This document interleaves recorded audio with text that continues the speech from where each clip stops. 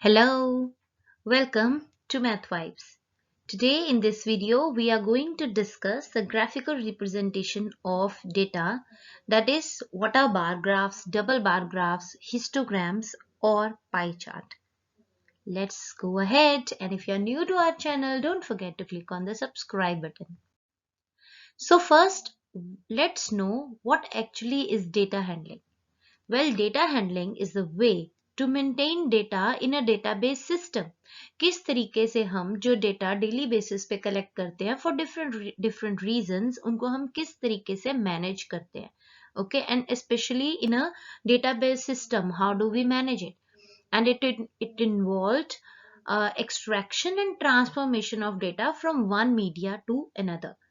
You must have seen whenever we have to give some presentation or whenever we have to represent a large number of data, then we draw it with the help of different graphs, right?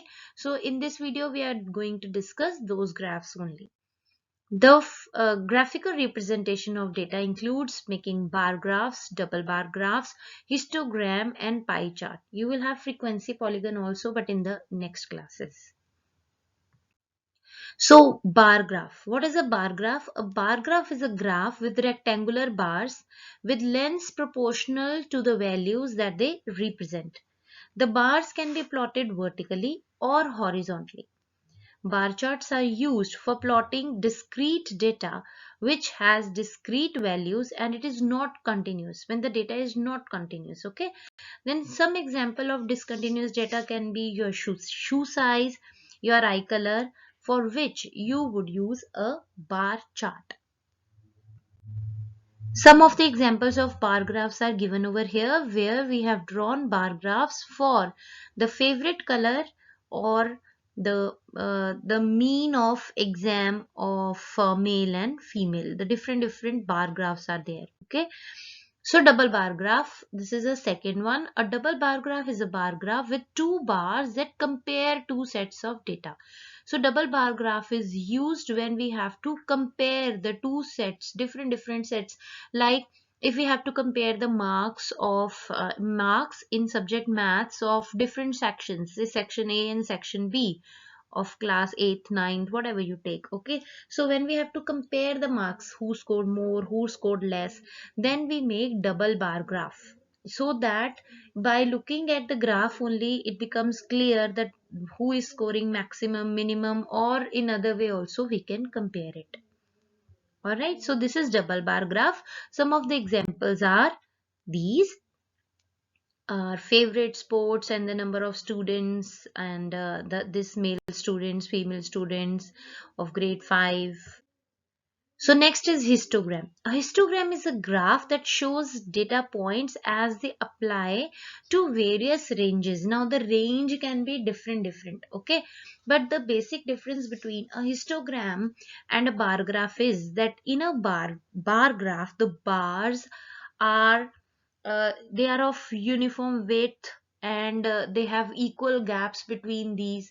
But in a histogram it is not compulsory that the bars are of uniform width. In class 9 you will do some examples of histogram. You will do certain questions in which you will see that in a histogram the bar graphs can be of unequal lengths also, because they represent the different frequencies joined together.